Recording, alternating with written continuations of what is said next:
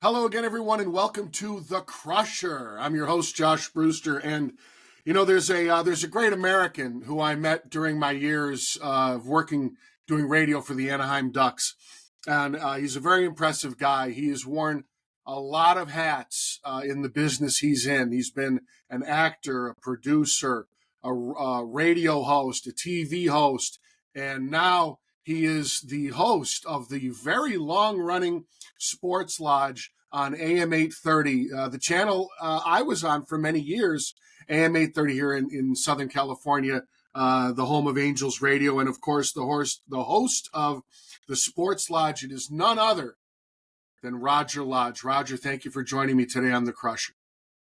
Josh, this is awesome, man. Big thrill for me to be here. I've always been a big fan of yours. I think you're well aware of that, so thank you so much for having me. Well, thank you. Well, I'll tell you what, Roger. People know you from a lot of different arenas, and certainly in the entertainment business that you're in. I also failed to mention that you're also a producer. We're going to get into that. But why don't you catch people up on what you've been doing for, I think, the last 13 or 14 years now on the Sports Lodge on AM 830? I was shocked to learn just the other day when someone at the office told me that when we hit the next season of Angels baseball, and the station that I'm on, AM 830, is the home of Angels baseball, as you're well aware of, this will be my 15th year at the station. So the Sports Lodge has been rolling for 15 years. Nice. And I'm really proud of that because, as you well know, this is a tough industry.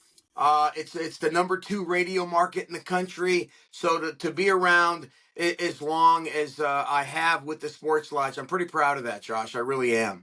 Well, look, you do a tremendous job, and I've always enjoyed being on the show back when I was in the NHL. So, Roger, folks know you from Blind Date, and I want to ask you about that in a bit. But what they may not know is that you're actually a successful television producer, and I wanted you to fill us in, as best you can without revealing any state secrets. What kinds of projects you've been involved in, because I know that there's a lot of things I don't think people know about your career.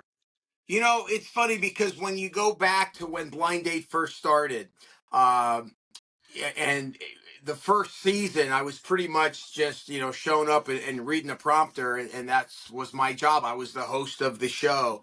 But as time went on, and just being fortunate enough to be around some really successful people, and Josh, way back in the day, I used to just cold call people, and a lot more successful than me, and had a lot going on in their lives, and guys like Ryan Seacrest, and I was living. My old roommate is John Stamos from Full House, and John has gone on to many different things and is amazing. Um, but I just learned from guys like that you can't just show up and be the host and go home. If you really want to make yourself, valuable in the industry, you got to wear different hats. You got to bring more than just showing up and reading a prompter to a project. So the second year of Blind Date, I really made a push to become I think back then, the whole non-union thing or whatever, I think I was known as a host producer because I would write every word that came out of my mouth on Blind Date watching those dates I had written. And so just being around guys like that, I was really, really lucky to learn that you have to bring a lot of different, especially nowadays, Josh, as you well know, nowadays with so many budgets being slashed across the industry, you got to make yourself a big part of the project. You have to write, you have to produce, you have to host, whatever it is, but make yourself valuable. And that's what I've done now. I've been lucky enough to do that for the last, 10, 15 years. That's fantastic. So, can you just clue me in on any TV projects that we may not know that you were behind? Well, as soon as Blind Date was done, I came up with an idea called Celebridate, which was just basically Blind Date, but with celebrities on the dates. And one night I'm watching a Laker game against the Dallas Mavericks, and there's Mark Cuban. They kept showing him on the TV. And I had a little bit of a relationship with Mark from playing in a couple of charity basketball games with him. Another guy who was kind of a mentor for me, great guy, incredibly intelligent, obviously. And so I'm Oh, sitting there watching a Laker game, and I started texting him. And I basically, in the first quarter of a Lakers Mavericks game, I was texting him my idea for Celebrity. By the fourth quarter of that game, he had me on the phone with his business people putting together a deal, and I sold him Celebrity. And it's a show that lasted 2 seasons on his cable network at the time, Access TV. And I was so proud of it because I wrote it, I produced it, I booked the guests. I was doing so many different things on that show. So that's one project that I'll always be really proud of. And then we've sold some game show ideas to different companies around town, and some are in development as we speak. So I got to tell you, Josh, as you get a little older in the industry, uh, you got to work at this. It's hard work, yeah, man. Every single day, I'm up at 6:30 in the studio getting ready for 4 hours of radio every afternoon. yeah, But at the same time, trying to put together other projects as well. But I love it. I'm a grinder. I dominate. yeah. My motto that I stole from Doc Rivers when Doc was coaching the Clippers out here in LA. You have to dominate the details. I'm a big detail guy, and so I work really hard at this. Well, I'll tell you what. I saw the title of a book. I don't even know if I need to read the book because the title made so much sense. It's called "Be Obsessed or Be Average," and it makes a lot of sense. And when I meet young people, I tell them, I know you want to. Let's say I know you want to be an actor, or I know you want to be a musician, or whatever you want to be. Be prepared to do anything in that industry, because Absolutely. it doesn't mean you're not going to be a rock star or a big actor or whatever, but you got to stage manage, you got to produce, you got to write, mop the floor, make the cold calls. I'm so impressed with that, Roger, because it's not going to make this about me, but the way I got to the NHL, if anybody is actually interested, is that I started producing things that now are called podcasts, but I started producing web radio before there was such an animal as web radio. And I would just cold call celebrities from the hockey world. And sooner or later, the Ducks took notice of this. And the way I got to the Ducks was one day they had changed the name from Mighty Ducks to Ducks. And I was there covering this. And I just did the, plug your nose, 1, 2, 3, jump. And I walked up to the head of broadcasting for the Ducks, Aaron Teets, and I said, if there's anything I can ever do for you, even if it's just once in a while, give me a call. And 1 month later, after 5 years of doing this for free, I got a call and I was with the Ducks. And that's another thing, got to be willing to do things for nothing if you have to, right? I mean, With you that got to, question, with that question, I'm so glad you said that. And if we help one person right now who's watching this, I think the number one thing would be, because I get phone calls and I get emails and I get text messages all week long from people who just they want to work in the sports lodge, they want to produce, they want to get started in the industry. Give me some advice. What do I do? How can I come work for you?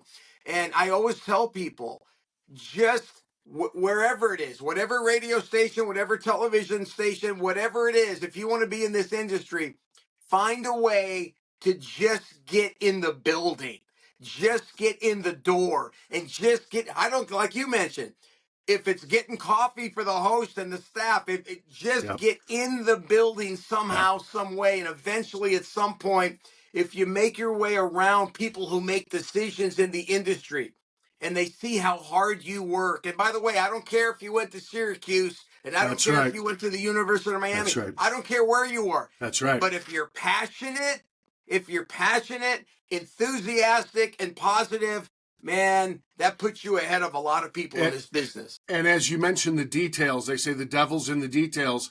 And if you're involved in the details all day, I handled, on duck calls, I handled every single thing.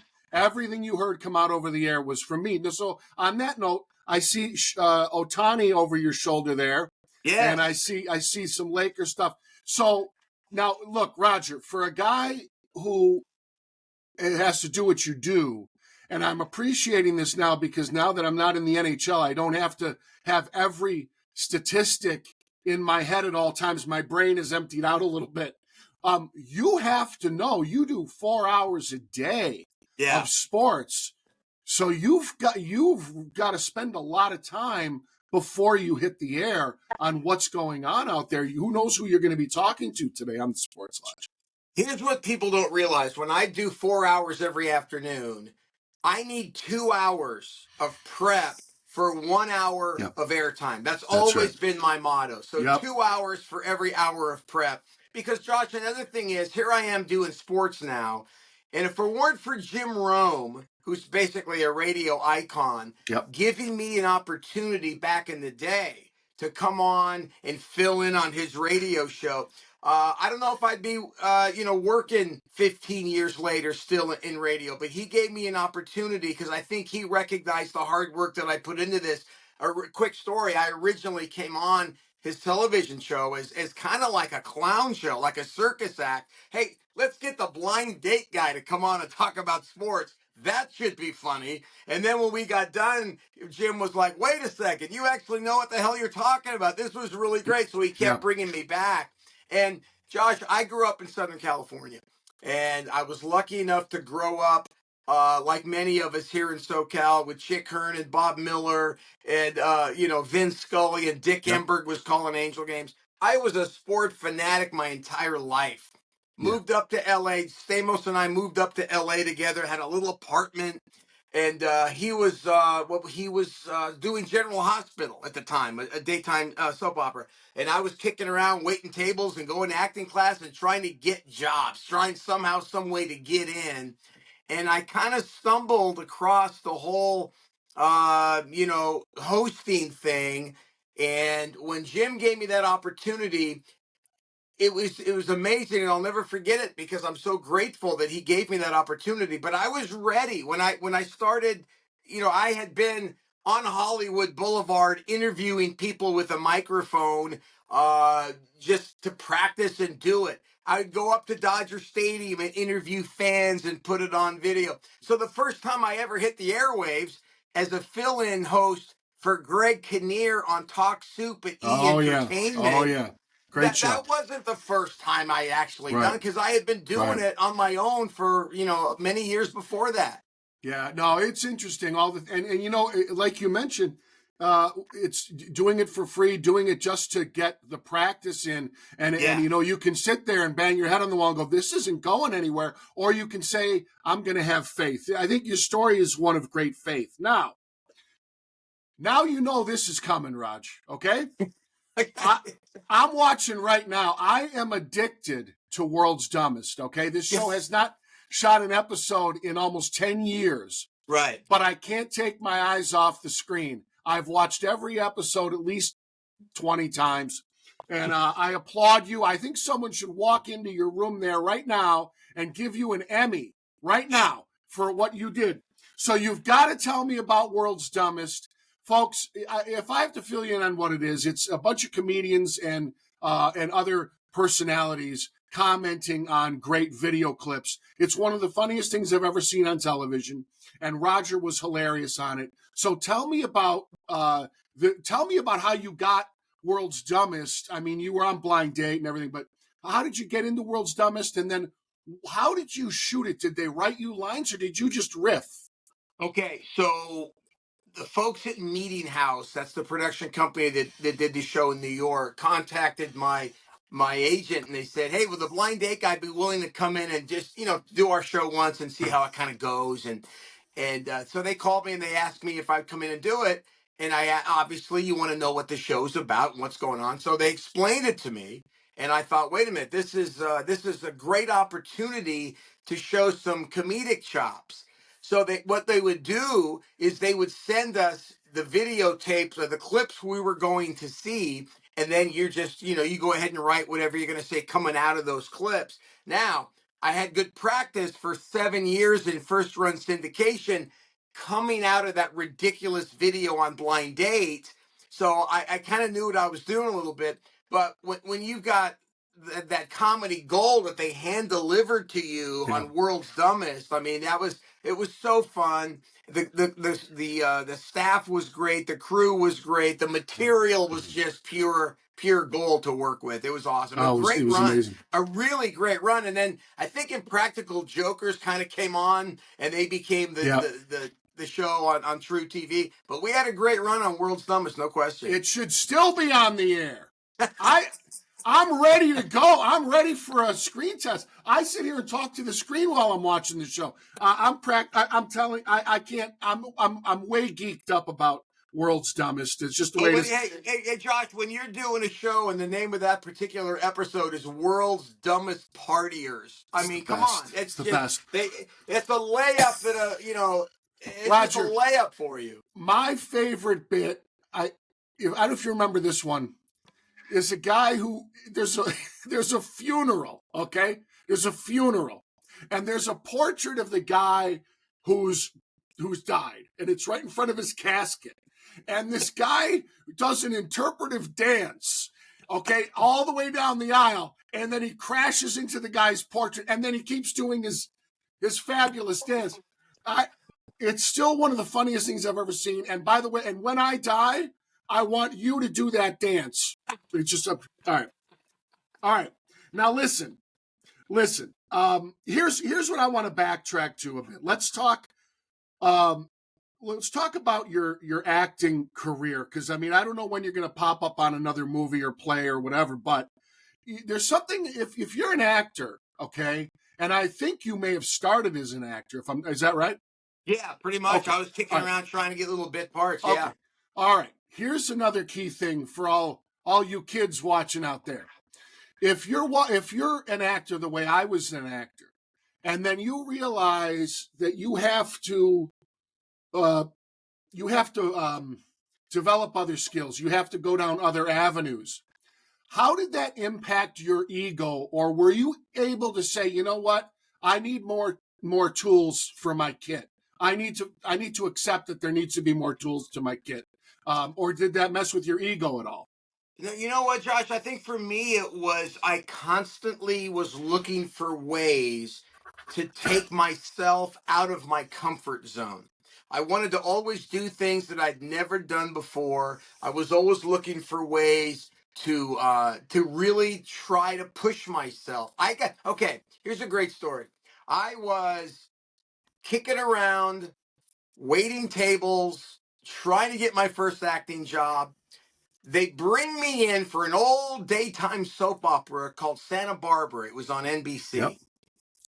Jan Powell was the assistant casting director. So I go in to meet, and it was kind of a general interview. And the interview's going great. We're hitting it off. And right before the meeting ended, a lady came in and handed him a piece of paper.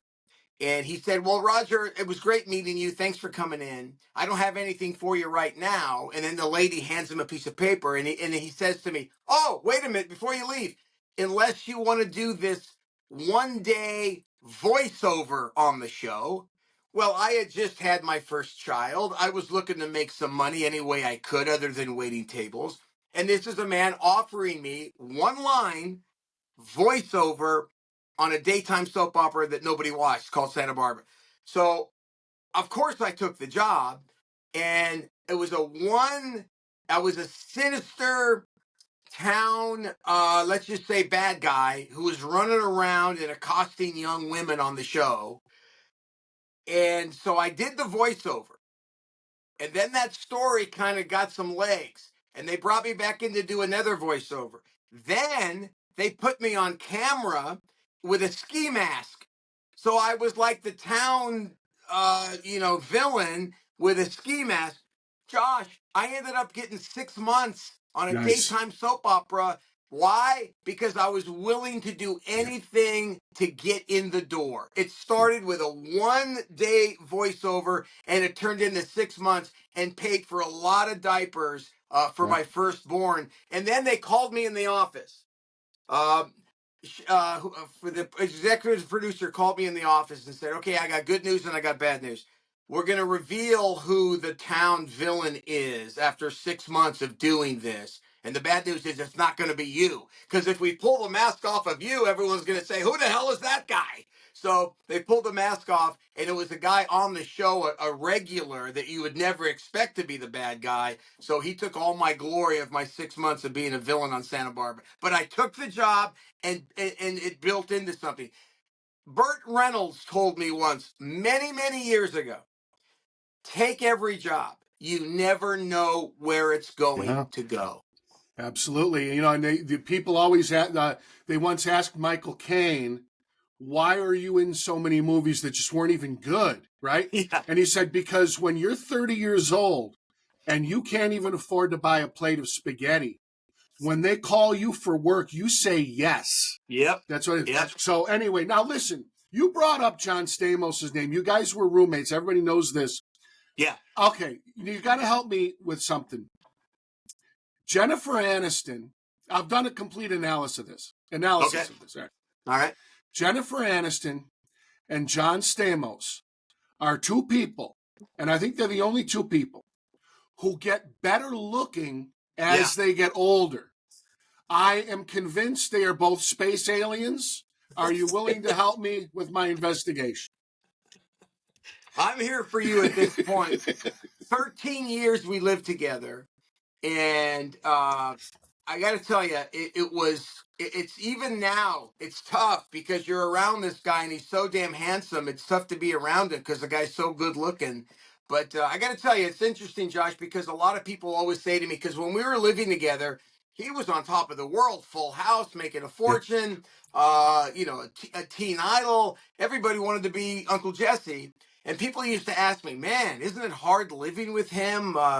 The fact that he's making all this money and you're waiting tables and you're a waiter, are you jealous of him at all? The only time I was ever jealous of John Stamos is true story. The only time I was ever jealous of John Stamos was walking into his house one day and he was sitting on the couch with his father, who he was very close to, and they were sitting arm in arm watching a football game. And that's the only time I was jealous of him, because my real dad left home when I was 3 years old and never came back again. But the only time I was jealous of Stamos was because he was so close to his dad, and I always wished I would have had that. Well, listen, you know what? I also think, and I didn't mean to make this the John Stamos show, but No, please do. I love and talking about it. look, Hey, and that's funny.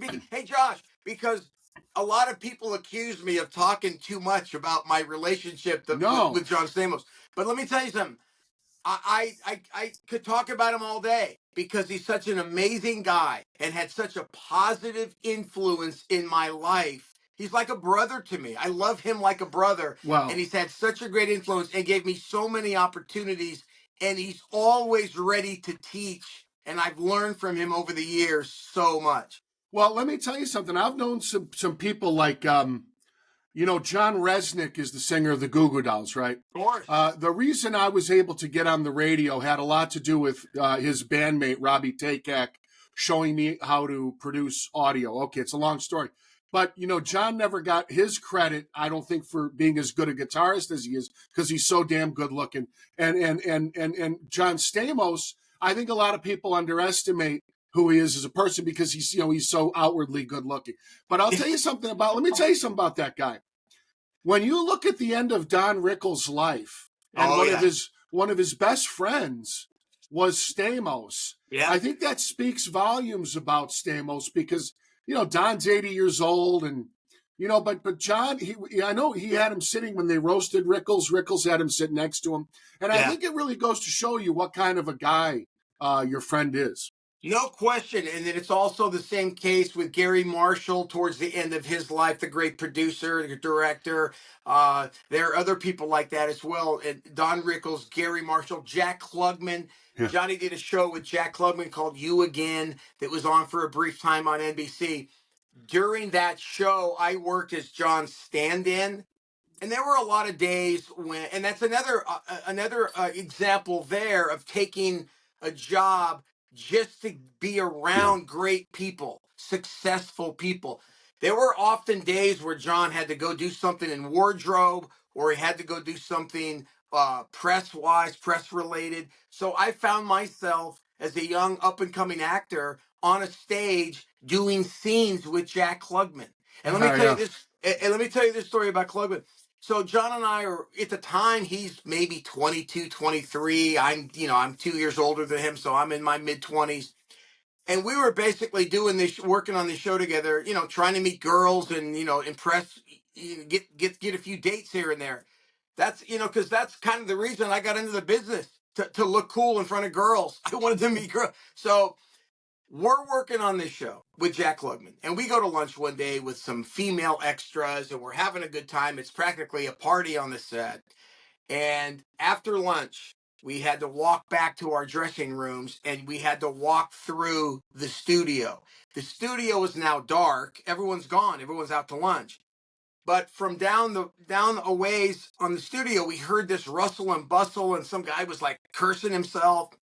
And we walked down there to see what's going on down here in the dark during lunchtime.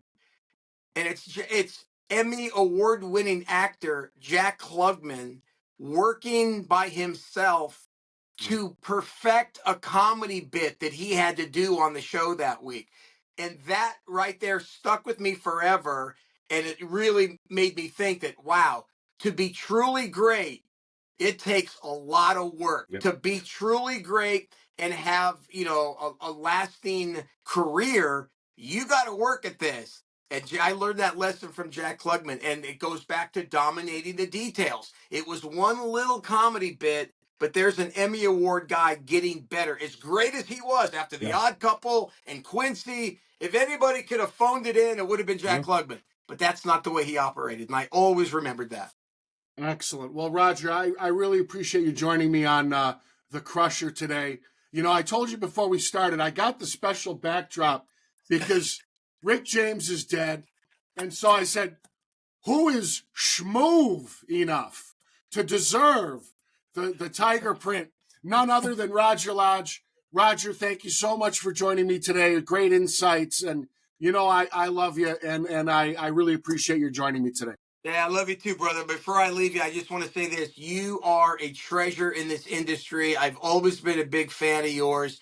Keep it rolling, brother. And I'm starting to think now, with that new background, maybe instead of referring to this podcast as The Crusher, I think we should start referring it to maybe as The Super Freak with Josh Brewster. That's what we're looking at with that background. Nice. I think we can move some product, Roger. Thank you very much. And thanks again for joining me. Thanks, Josh.